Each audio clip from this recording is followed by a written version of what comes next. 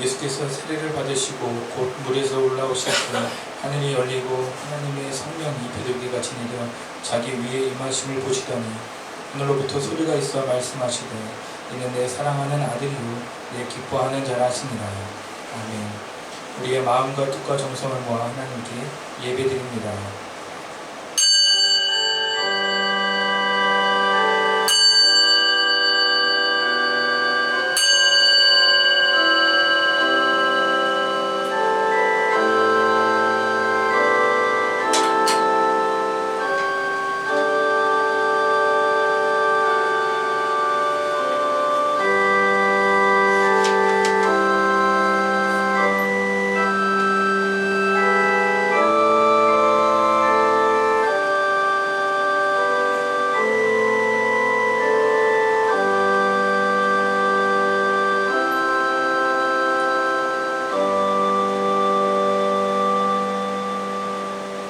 우리를 사랑하시고 우리를 돌보신 하나님, 한 주간도 주님의 은혜 안에 살게 하시고 다시금 예배의 자리로 나오게 하시니 감사합니다.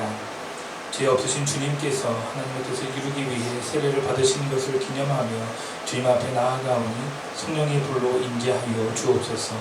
순종과 실천을 통해 주님의 거룩한 뜻을 이루어가게 하시고 찬송과 경배를 받게 합당하신 삼위일체의 하나님께 영광을 돌리게 하옵소서.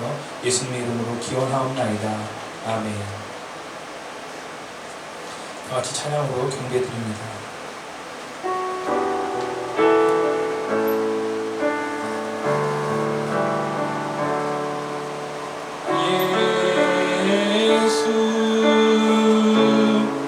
하나님의 공의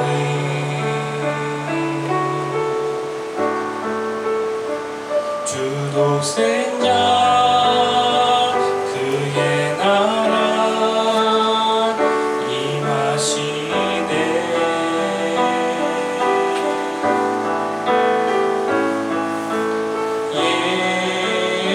예수 제물이 되신 주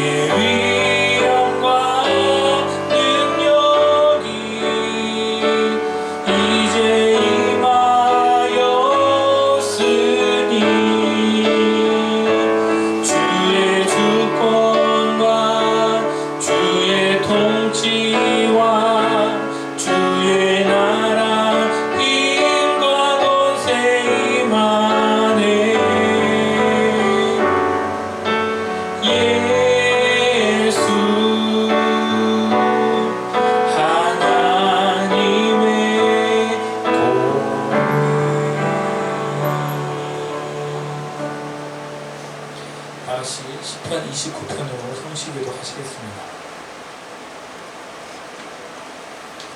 너희 권능 있는 자들아 영광과 능력을 여호와께 돌리고 돌릴지어다.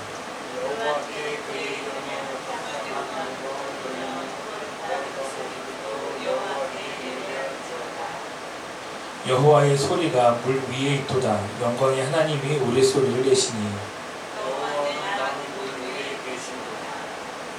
여호와의 소리가 힘 있으며 여호와의 소리가 위엄차도다.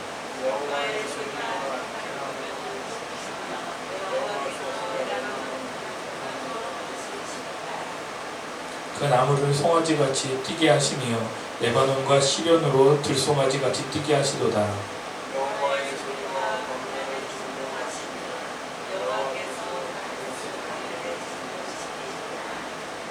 여호와의 소리가 암사슴을 낙태하게 하시고 삼림을 마갛게 벗기시니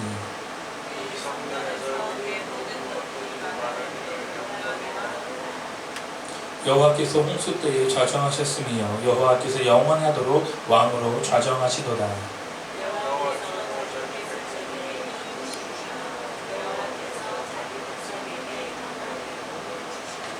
아멘. 이제 하나님 앞에 합당하게 나아가기 위해 우리의 허물과 죄를 고백하기 바랍니다. 자신의 죄를 되돌아보며 조용한 마음으로 기도하시겠습니다.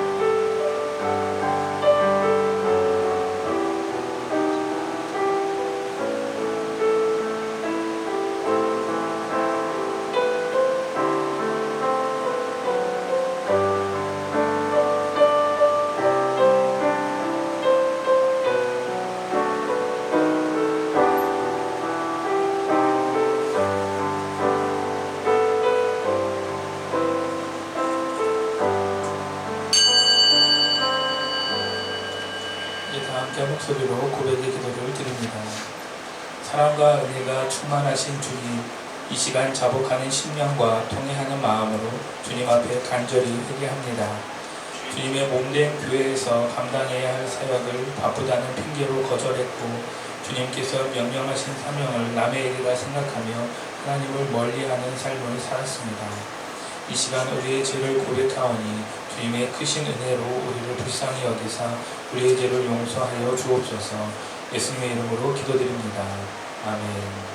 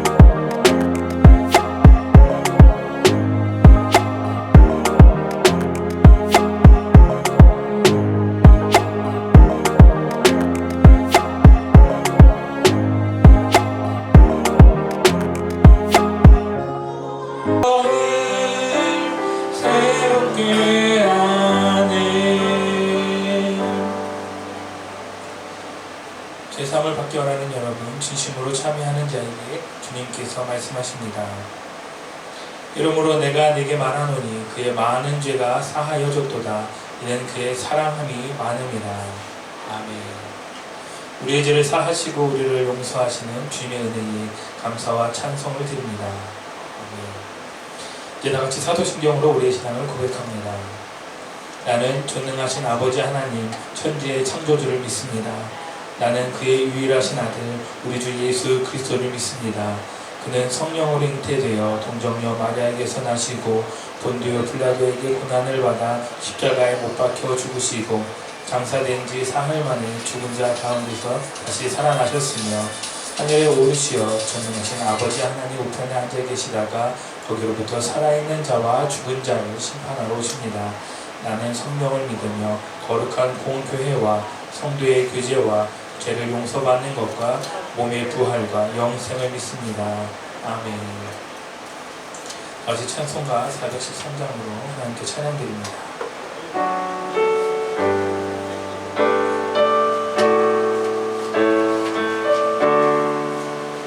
내 평생에 가는 길 순탄하여 늘 잔잔한 강 같은지 큰 풍파로 무섭고 어렵든지 나의 영혼이 늘 편하다. 내 영혼 평안해. 내 영혼 평안해. 저 마귀는 우리를 삼키려고 입 벌리고 달려와도 주 예수는 우리의 대장되니 은혜 싸워서 이기리라. 내 영혼 평안해. 내 영혼 평안해.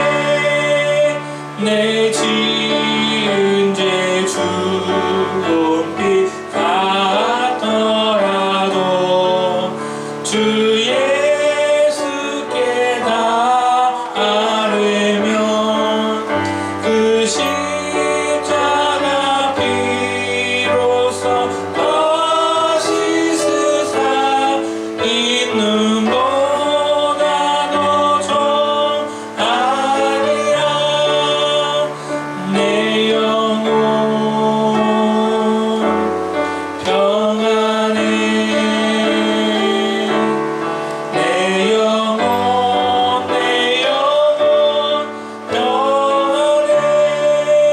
저 공중에 구름이 일어나며 그 나팔이 울릴 때에 주 오셔서 세상을 심판해도 나의 영혼은 겁없으리. 내 영혼 평안해. 내 영혼 평안해.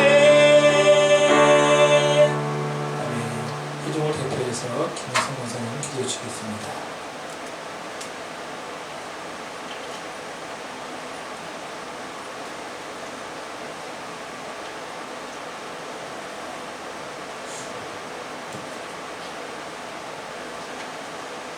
기도하겠습니다. 사랑하는 감사합니다. 오늘 거룩한 주일 주님께서 예배하게 하시는 감사드립니다. 주님의 자녀로 삼으셔서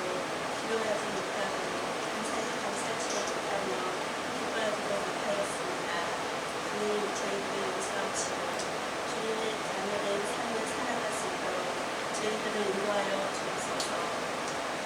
저희 연락을 드려이매 주님의 은혜가 더 풍성하며 주님의 사랑으로 나누며 섬기는 교회로 성장하게 하옵소서. 함께 주님의 뜻을 이루어갈 수 있는 동역자들을 보내주옵소서.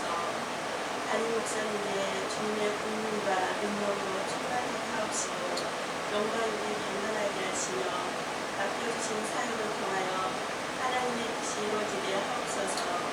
오늘 말씀을 통하여 주님과 깊은 교제가 있게 하옵시고 저희들의 삶을 통하여 주님의 사랑을 전하게 하옵소서.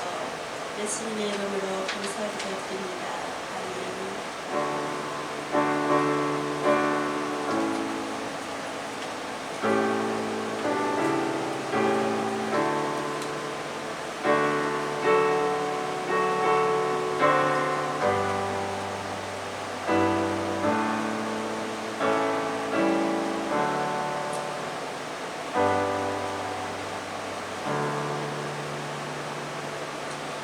이 시간 구약의 말씀을 나눕니다. 이사야 43장 1절로 7절의 말씀입니다. 구약 성경 1019페이지에 있습니다. 이사야 43장 1절로 7절의 말씀입니다.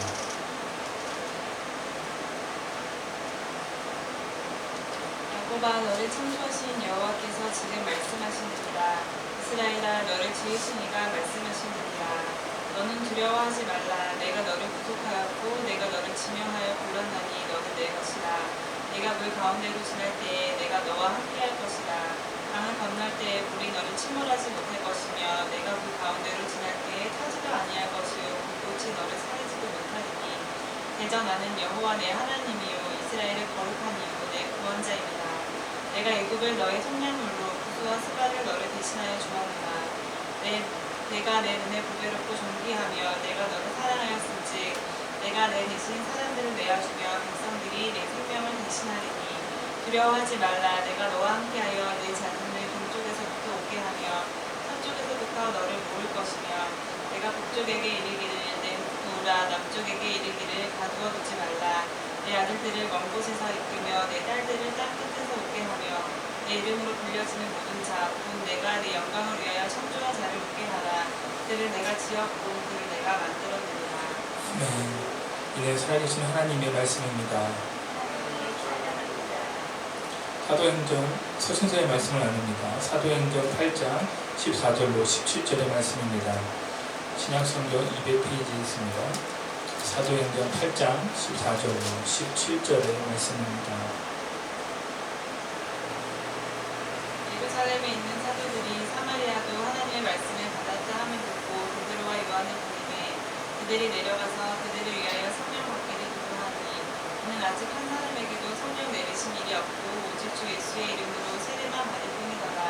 이에 두 사도가 그들에게 안수함에 성령을 받았지라. 아멘. 이는 살아계신 하나님의 말씀입니다.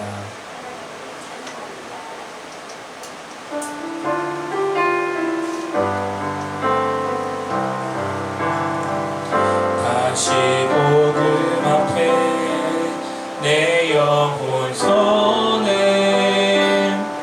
주님 만난 그때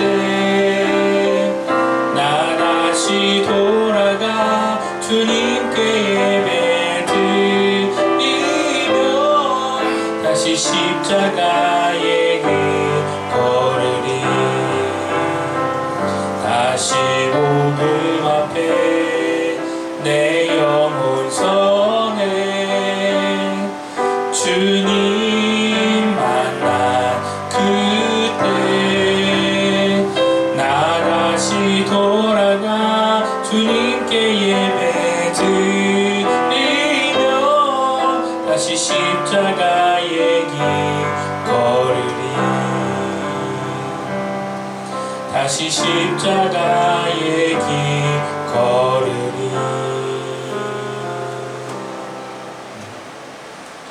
같이 자리에 일어서서 보호세의 말씀을 나누겠습니다. 누가복음 3장 15절로 17절, 21절로 22절의 말씀입니다. 신약성경 92페이지에 있습니다. 누가복음 3장 15절로 17절, 21절로 22절의 말씀입니다. 백성들이 바라고 기다림으로 모든 사람들이 요한을 혹 그리스도신가 심중에 생각하니 요한이 모든 사람에게 대답하여 이르되 나는 물로 너희에게 세례를 베풀거니와 나보다 능력이 많으신 이가 오시나니 나는 그의 신발끈을 풀기도 감당하지 못하겠노라. 그는 성령과 불로 너희에게 세례를 베푸실 것이요 손에 키를 들고 자기의 타작마당을 정하게 하사 알곡은 곳간에 들이고 주쪽에는 꺼지지 않는 불에 태우시리라. 백성이 다 세례를 받을새 예수도 세례를 받으시고 기도하실 때에 하늘이 열리며 성령이 비둘기 같은 형체로 그의 위에 강림하시더니 하늘로부터 소리가 나기를 너는 내 사랑하는 아들이라 내가 너를 기뻐하노라 하시니라. 아멘. 이는 살아계신 주님의 말씀입니다. 자리에 앉으시기 바랍니다.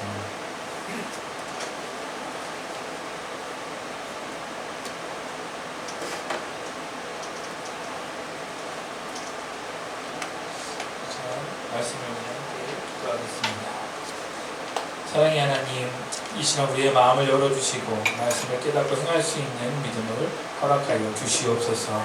주의 말씀에 집중할 수 있도록 우리와 함께하여 주시기 원하오며 예수님의 이름으로 기도드립니다. 아멘.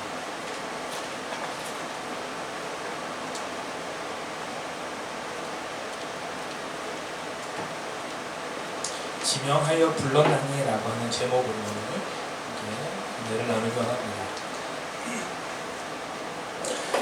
신학교에는 정말 다양한 사람들이 다양한 소명을 가지고 입학을 합니다. 처음 이들의 얼굴만 보았을 때는 이들이 신학생이 맞는지 의심스러운 생각도 들 만큼 각자의 개성이 너무나 강하고 생각도 다름을 보게 됩니다. 하지만 잘 드러나지 않았던 이 각자의 기가 막힌 소명의 이야기를 들을 때면 이들 안에 정말 절실함이 있구나를 알게 됩니다. 이들의 이야기를 듣고 있으면 한 가지 공통점이 있다는 것을 발견하게 되는데 그들 모두가 살아계신 하나님을 경험했고 또 그 하나님을 너무나 사랑했고 또 교회에서 열심을 가지고 활발히 활동했다는 점입니다. 그런 그들이 물론 저를 포함해서 신학교 4년, 신학대학원 3년의 과정을 거치면서 이 목회적 소양을 기르고 또 신학적 지식을 쌓아가면서 그 부르심의 소명대로 목사가 되어가는 것입니다. 물론 이 안에는 개인의 다양한 부르심대로 각자의 길을 가는 사람도 있지만 대부분은 목회자의 길을 걸어가게 됩니다. 얼마 전 한국의 자영업자 중 가장 많은 업종에 대해 조사한 이 블로그 기사를 좀 본 적이 있습니다.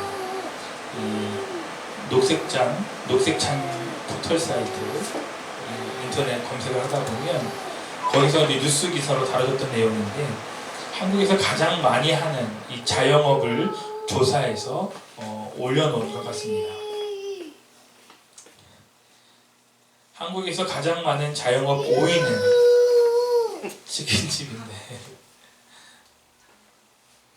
약 한 3만 7천 곳 정도 된다고 합니다.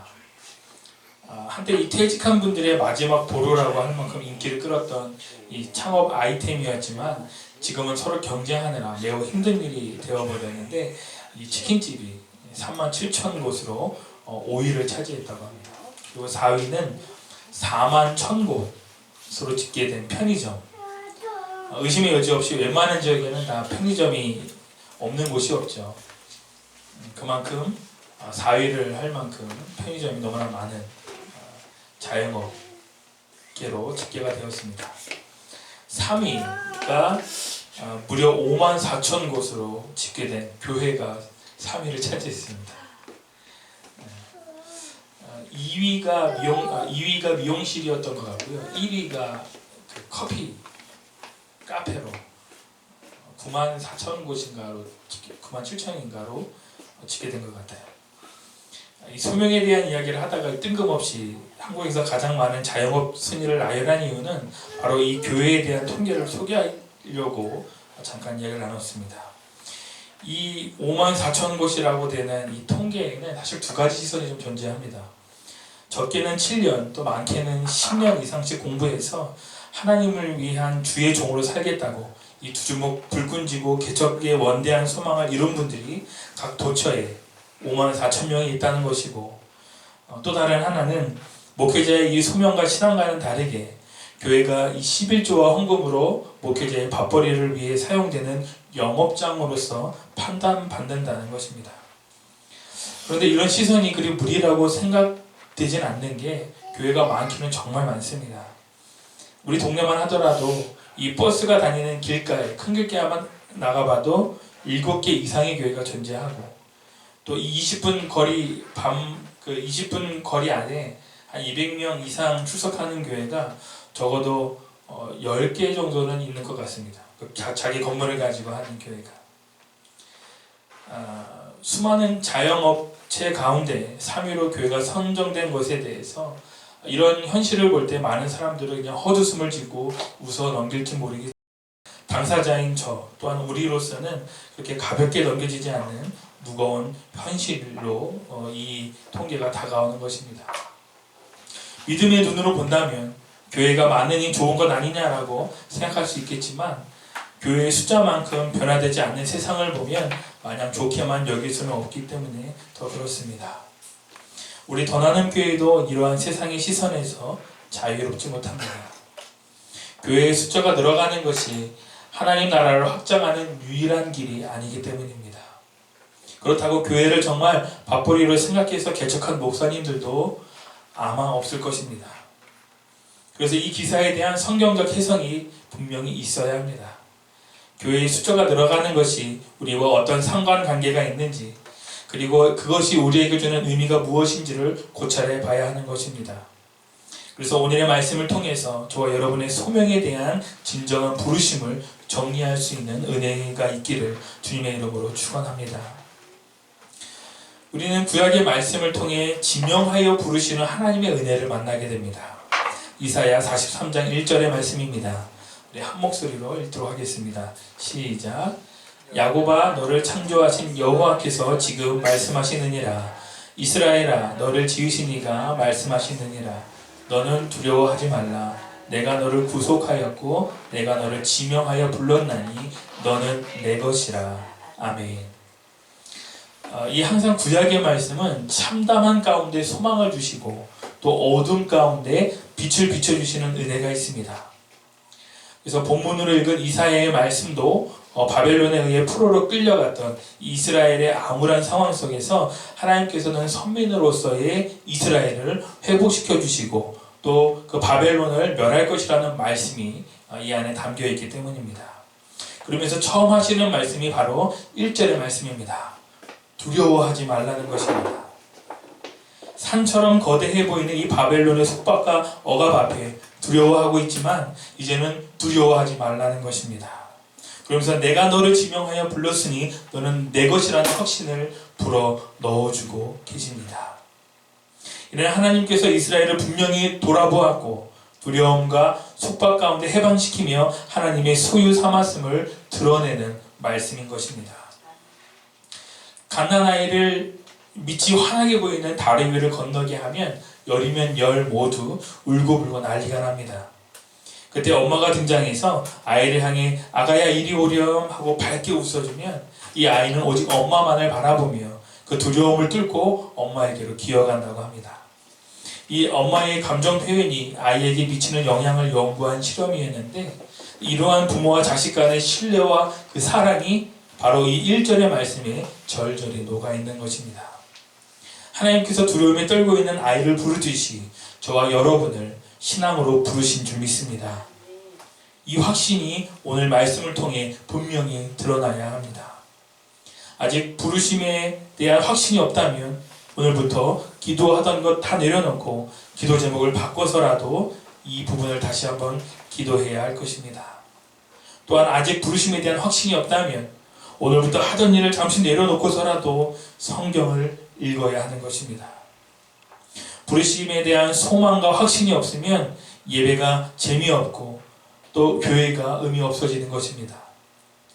부르심에 대한 이 소망과 확신이 없으면 교회를 장사꾼의 소굴로 만들게 되고 또 사꾼 목자의 돈줄이 되고 마는 것입니다. 말씀을 통해 깨어 기도하는 저와 여러분이 되시기를 기도합니다. 이 첫 단추가 잘 끼워져야 말씀이 마음밭에 심기어져 100배, 1000배의 열매를 맺을 수 있습니다. 혹여나 이 부르심의 소망은 목회자에게만 필요한 것이라는 생각은 버리시기 바랍니다. 이사야 43장 7절의 말씀입니다. 내 이름으로 불려지는 모든 자 곧 내가 내 영광을 위하여 창조한 자를 오게 하라.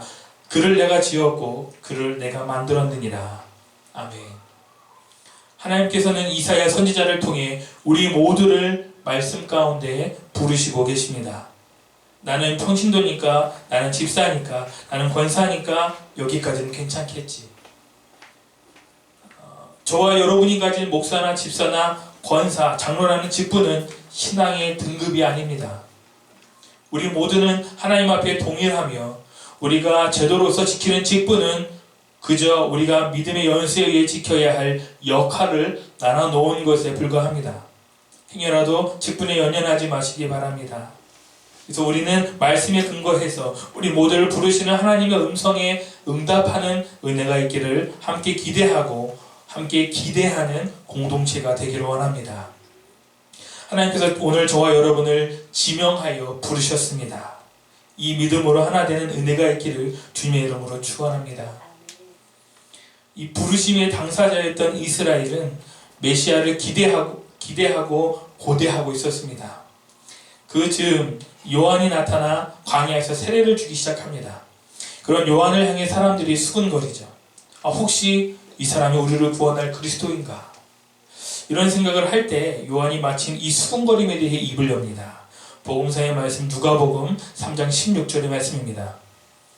요한이 모든 사람에게 대답하여 이르되 나는 물로 너희에게 세례를 베풀거니와 나보다 능력 많으신 이가 오시나니 나는 그의 신발끈을 풀기도 감당하지 못하겠노라. 그는 성령과 불로 너에게 세례를 베푸실 것이요. 아멘. 요한은 혹여나 자신에게로 쏠릴 수도 있을 그리스도에 대한 기대감을 기꺼이 거부합니다. 나보다 능력 많으신 이가 오시나니 자신을 주목하지 말고 내 뒤를 이어 일어날 진짜 그리스도를 바라보라고 소리치는 것입니다. 그리고 내 뒤에 오실 그가 성령과 불로 세례를 베푸실 전능자라고 분명하게 가리키는 자로서의 역할을 하고 있는 것입니다.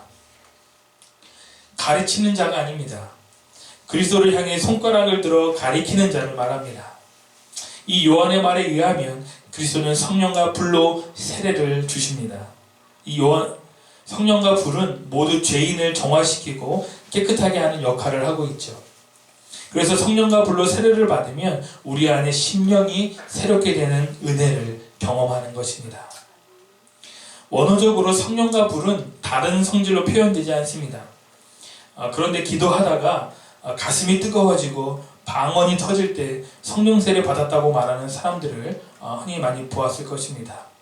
하지만 그것만을 성령 세례라고 말하기는 좀 어렵습니다. 왜냐하면 이 성령과 불로 세례를 받는 것은 죄인된 우리의 삶이 성령 하나님의 은혜 아래 푹 잠기며 사는 것을 말하기 때문입니다. 다만 성령 하나님의 은혜 아래 거할 때 갖가지 은사가 드러나는 것은 부정할 수 없습니다. 성령님이 임하실 때 어떤 사람은 방언이 터져나오고 또 어떤 사람은 영을 분별하고 또 어떤 사람은 병을 고치기도 합니다. 하지만 우리가 분명히 알아야 할 것은 성령 받지 못한 사람도 기도로 병을 고치고 예언을 하고 신통력을 발휘한다는 것입니다. 심지어 기독교가 아닌 종교에서도 이런 일은 기적으로 일어나고 있습니다. 이러한 모습을 볼 때 이런 일들은 분명 어떤 영적인 일들로 이해할 수 있습니다. 근데 진정한 성령 세례는 그런 은사이지 않다는 것입니다. 진정한 성령의 은사는 갈라디아서 5장 22절과 23절의 말씀을 참고해야 합니다. 여기 옆에도 밤새 작업을 했죠? 보지 못했지만 여기 성령의 나무가 열렸습니다. 성령의 열매. 갈라디아서 5장 22절 우리 함께 23절의 말씀까지 함께 보도록 하겠습니다. 시작. 오직 성령의 열매는 사랑과 희락과 화평과 오래 참음과 자비와 양성과 충성과 온유와 절제니 이 같은 것을 금지할 법이 없느니라. 아멘. 이게 기준이 되어야 합니다. 우리가 성령과 불로 세례를 받을 때 갖가지 은사가 드러날 수는 있지만 삶을 통해 이 9가지의 열매가 맺히지 않는다면 그 은사는 무의미한 것이 되는 것입니다. 성령의 은사와 관련한 말씀은 다음에 구체적으로 나눌 수 있으니 그때 한번 더 다루도록 하겠습니다. 말씀을 통해 분명하게 권면드리는 것은 우리 모두가 성령 세례를 받아야 한다는 것입니다. 사실 저는 이 성령 세례라는 말을 아주 싫어했습니다. 물론 지금은 아니지만, 왜냐하면 이 성령 세례가 앞서 얘기한 어떤 신비한 은사들만을 이야기하는 것처럼 오해를 낳기 때문에 그렇습니다. 그래서 제 나름대로 순화해서 다시 한번 권면드립니다. 성령님과 동행하는 삶을 사시기 바랍니다. 우리 서로 인사 나누면 좋겠습니다. 성령님과 동행하는 삶을 삽시다. 우리 서로 인사 나누시겠습니다. 성령님과 동행하는 삶을 삽시다. 아멘. 우리가 흔히 하는 인사이기에 자칫 그냥 흘려버릴 수도 있겠지만 이 말씀이 사실 기초 중에 기초라는 사실을 우리는 기억하시기 바랍니다. 말씀을 보면 성령의 역사는 예수 그리스도를 통해 시작됩니다. 그리고 이 성령의 역사는 가시적으로 드러나게 되어 있는 것입니다. 누가복음 3장 22절의 말씀입니다. 성령이 비둘기 같은 형체로 그 위에 강림하시더니 하늘로부터 소리가 나기를 너는 내 사랑하는 아들이라 내가 너를 기뻐하노라 하시니라. 아멘. 성령이 비둘기 같은 형체로 강림했다는 것은 상상이 아닙니다. 이 말씀은 성령이 비둘기같이 강림했을 때 함께 세례를 받으러 나온 주위의 모든 사람들도 그 모습을 볼 수 있을 만큼 선명한 형체를 가지고 있다는 것을 강조한 말입니다. 그래서 성령 하나님의 역사는 가시적인 체험이 가능합니다. 성령 하나님에 의해 일어나는 기적과 같은 일들이 우리 주위에도 심심치 않게 일어나는 것을 보고 듣게 되는 것이죠. 성령 하나님께서 지금도 살아계시고 우리와 동행하시기 때문에 가능한 것입니다. 이 믿음이 저와 여러분의 입을 통해 온전히 고백되어지기를 기도합니다. 그래서 부르심의 소명을 온전히 깨달은 우리의 심령에 이 성령 하나님의 동행하심이 생생히 경험되어지는 은혜가 있기를 주님의 이름으로 축원합니다. 이스라엘 백성들은 성령의 강림 사건 이후 마가의 다락방에서 강력한 성령의 임재하심을 경험하게 되죠. 이전에는 찾아볼 수 없었던 이 성령의 가시적인 역사하심을 본 그리스도의 제자들은 이 세례 요한의 말과 같이 성령과 불로 세례를 받게 된 것입니다. 그래서 성령 하나님의 동행하심을 늘 체험하며 다시 오실 그 주님을 기다리는 삶을 살고 있었습니다. 그런데 이 성령의 역사가 원수같이 여겼던 사마리아에서도 일어난다는 소식을 접하게 된 것이죠. 부랴부랴 베드로와 요한, 사도 요한 서신을 쓴 그 요한을 사마리아로 파견해서 이 일이 어찌된 영문인지 이제 파악을 하게 됩니다. 예루살렘과 사마리아는 사실 철천지 원수 같은 그런 역사를 가지고 있습니다. 이스라엘이 남유다와 북이스라엘로 분열되었을 때 이 남유다의 수도가 예루살렘이었고 이 북이스라엘의 수도가 사마리아였습니다. 그래서 그들은 이 두 민족은 서로 한 민족이었지만 두 나라로 갈려진 이들에게는 선민의식이 아주 강한 민족이죠. 그래서 혈통의 순수함을 굉장히 중요시합니다. 그런데 이 사마리아가 그 순수 혈통을 잃어버리고 가증스럽게 여겼던 이방의 민족과 통혼을 한 것입니다. 그래서 예루살렘은 사마리아 사람들을 개, 돼지로 취급하며 상종을 하지 않았던 것이죠. 그러자 사마리아인들도 역시 예루살렘을 적대시하면서 갈등이 지속되고 증폭되어 왔던 것입니다. 그래서 예수님께서 사마리아 여인을 만났을 때 우리가 어디서 예배할까라고 물었을 때 예루살렘도 아니고 사마리아도 아니다라고 하는 이야기가 그런 배경에는 이러한 내용이 있는 것입니다. 그런데 빌립이 전했던 복음이 사마리아에게도 전파된 것입니다. 복음을 받아들인 이 사마리아의 사람들이 물로 세례를 받았다는 소식을 듣게 된 것입니다. 그러자 예루살렘에 있던 사도들이 사마리아로 베드로와 요한을 급파한 것이죠. 서신서의 말씀 사도행전 8장 17절의 말씀입니다. 이에 두 사도가 그들에게 안수하매, 그들은 사마리아인을 이야기합니다. 그들에게 안수하매 성령을 받는지라. 아멘. 복음을 듣고 세례를 받은 사마리아 사람들을 위해 베드로와 요한이 안수하자 성령을 받는 은혜가 임한 것입니다. 이 말씀의 상황에만 집중하면 자칫 성령 하나님이 사도와 같은 사역자에 의해서만 받을 수 있다는 오해를 만들어냅니다. 하지만 이 말씀을 통해 우리가 기억해야 할 것은 베드로와 요한이 안수하니까 성령을 받았더라가 아닙니다. 사도행전을 기록한 이 누가의 의도는 베드로와 요한에 의해 성령이 임한 것이 아니라 이 예루살렘에서 시작된 성령의 강력한 임재가 자신들이 경멸했던 이 사마리아에게도 임했다는 것을 강조한 말씀입니다. 이로 인해서 각각의 전통을 가지고 서로 대적했던 예루살렘과 사마리아였지만 성령에 의해 하나가 된 것입니다. 그래서 우리는 이 지상대명령이라고 하는 사도행전 1장 8절의 말씀을 마음에 새겨야 합니다. 우리 함께 읽겠습니다. 시작. 오직 성령이 너에게 임하시면 너희가 권능을 받고 예루살렘과 온 유대와 사마리아와 땅 끝까지 이르러 내 증인이 되리라 하시니라. 아멘. 이제 이 성령의 역사는 예루살렘을 넘어 온 유대와 사마리아를 건너 땅 끝까지 전파되는 줄 믿습니다. 이 성령의 역사에 의해 우리가 그리스도의 사랑을 온전히 깨닫고 주 앞에 나와 예배하는 줄 믿습니다. 이 은혜가 성령에 의해 우리에게 도달하기까지 우리를 지명하여 부르신 하나님의 크고 놀라운 사랑이 있음을 압니다. 추상적인 성령의 상상만을 가지고는 절대로 증인의 삶을 살아갈 수 없습니다. 우리는 주현절을 보내며 우리의 영성은 살아계신 성령님과 동행하며 실제적인 성령의 역사를 경험하는 시기가 되어야 하는 것입니다. 더불어 성령님과 동행하며 성령 안에 거하는 은혜를 온전히 경험하는 저와 여러분이 되시기를 주님의 이름으로 축원합니다. 하나님께서는 저와 여러분을 창세전에 지명하여 불러주셨습니다. 초대교회의 성도들은 이 믿음 위에 성령의 세례가 더해져 강건한 신앙의 삶을 살았음을 우리는 성경을 통해 깨닫게 됩니다.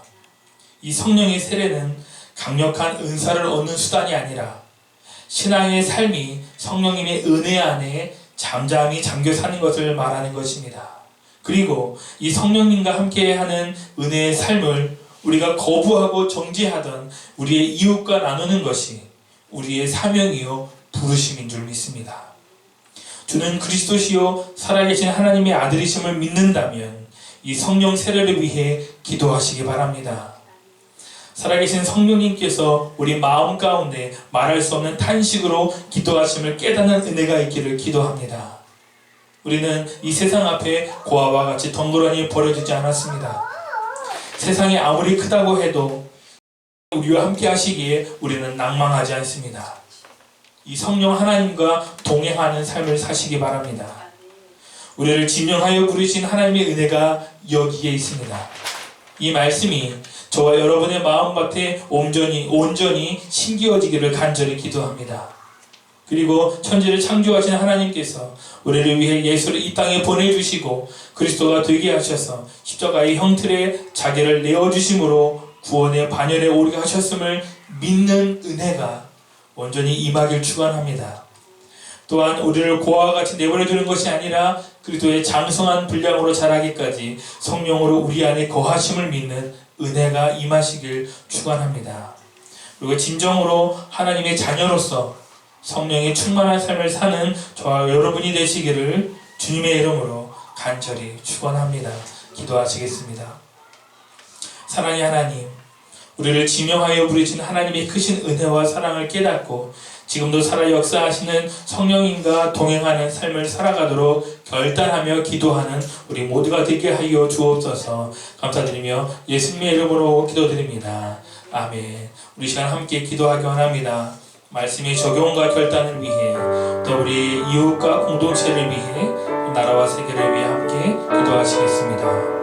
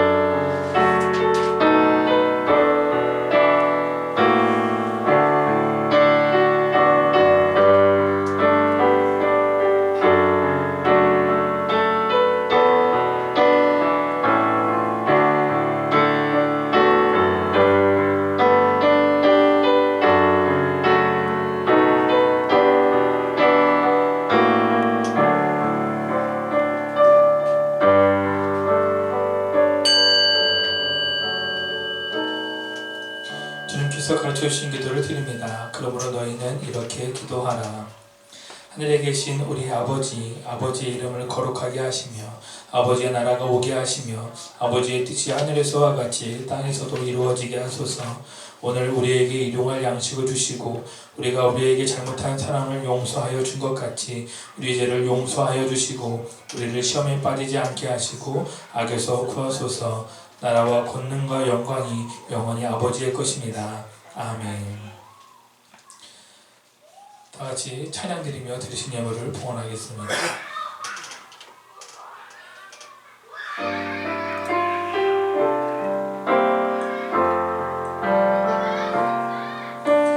나의 모습 나의 소유 주님 앞에 모두 드립니다. 모든 아픔 모든 기쁨 내 모든 눈물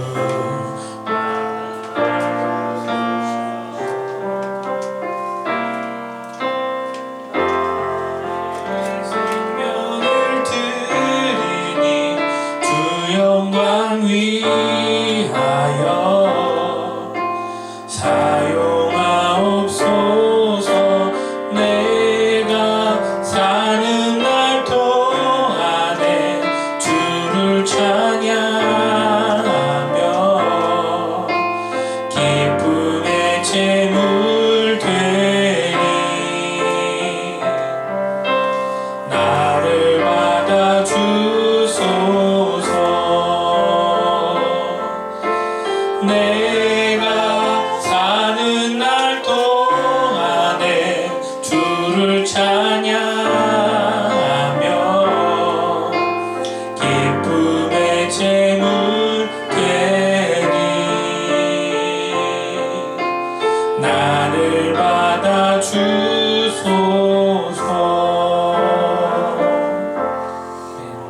들으신 예물을 위해 기도하겠습니다.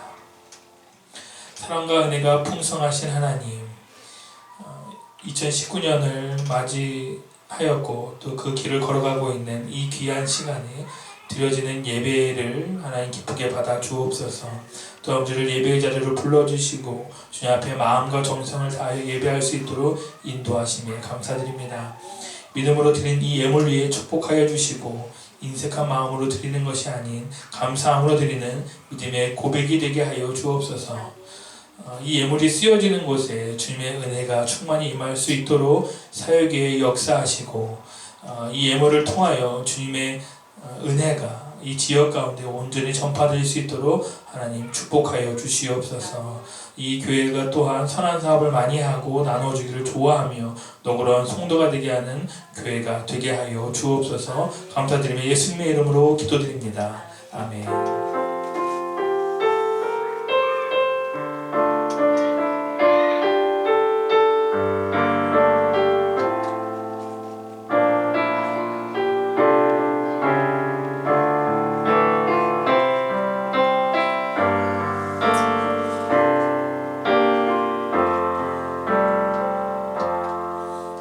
교회 소식을 나누겠습니다. 주보를 참고해 주시기 바랍니다. 하나님교회 참석과 예배드린 분들을 진심으로 환영합니다. 하나님교회 예배 시간은 11시이고 10분 전에 오셔서 기도로 예배를 준비하시기 바랍니다. 예배 후 식탁에 교제가 있으니 함께 나누고 돌아가시기 바라고 식탁의 교제를 위해 수고해 주신 손길 위에도 감사드립니다. 더 나은 예배 환경을 만들기 위해서 목양실과 유아실 공사를 계획 중에 있습니다. 이것이 잘 진행될 수 있도록 기도를 부탁드립니다. 특별히 더 기도를 부탁드리는 것은 이것이 이 교회 이 공사가 물론 이렇게 얘기를 통해서 전달이 됐지만 그 전부터 기도를 해왔던 내용이라는 것을 좀 우리가 함께 알았으면 좋겠습니다. 그래서 물론 그분들도 기도하시는 분들이라고 했지만 우리도 이 안에서 이 공사가 정말 하나님 앞에 잘 들어질 수 있도록 함께 기도하는 은혜가 있었으면 좋겠습니다. 제가 거기 얘기가 들려지기 전에 먼저 이 공사를 위해서 기도하고 서원했던 게 하나 있습니다. 그게 뭐냐면 이 공사가 주님의 은혜 안에 마무리되면 그때부터 우리가 이곳에서 새벽 예배를 드리려고 합니다. 그래서 새벽에 원래 계획했던 대로 성경 통독으로 하는 새벽 예배를 이제 드리려고 하는데 이 새벽에 나와서 우리 함께 말씀을 보고 또 함께 기도하는 시간으로 잘 채워질 수 있도록 이것을 위해서 우리가 한 마음으로 함께 기도하고 그분들이 아니어도 하나님께서는 이 공사를 진행해 주실 분들을 불러주실 줄 믿습니다. 다만 우리가 우리 마음에 함께 동일한 마음으로 이것을 위해 기도할 때 가능하리라 믿습니다. 그래서 어떤 식으로 인도하실지 모르겠지만 근데 지금 우리 눈앞에는 좀 가시적으로 좀 굉장히 긍정적인 그 분들이 계시긴 하지만 또 이분들이 아닐 수도 있습니다. 하나님께서 우리 이 교회의 은혜를 부어주실 그런 일들 중에는 우리가 좀 더 끼어서 더 함께 기도하고 집중해서 그 부분들을 함께 기도했으면 좋겠고 더불어 나누길 원하는 것은 이것을 시작으로 우리가 성령님의 그 동행하는 그런 삶의 그런 귀한 시작점이 되었으면 좋겠습니다. 그래서 지금도 살아 역사하시는 그 하나님의 은혜를 우리가 함께 경험하며 공유하고 그것으로 우리가 고백할 수 있는 은혜가 있기를 부탁드리겠습니다. 네, 그러면 우리 함께 이 시간 평화의 인사를 나누겠습니다. 주님의 평화가 함께하길 축복합니다. 우리 서로 인사 나누시겠습니다. 주님의 평화가 함께하시길 축복합니다. 이 시간 파송의 말씀을 나눕니다. 자리에 서시기 바랍니다. 주님의 평화가 여러분과 함께 그리스도의 일꾼인 여러분 성령과 함께 선교와 봉사를 위해 세상으로 나아갑시다. 아멘. 주님 우리와 함께하여 주옵소서.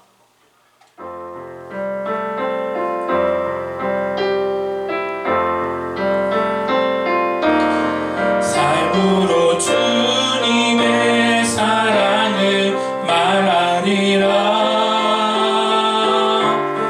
그리스도의 이름으로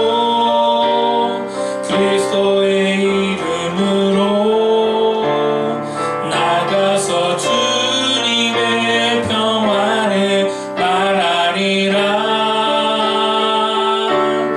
그리스도의 이름으로 아멘. 삶으로 주님의 사랑을 말하리라. 그리스도의 이름으로 나가서 주님의 평화를 말하리라. 그리스도의 이름으로 아멘.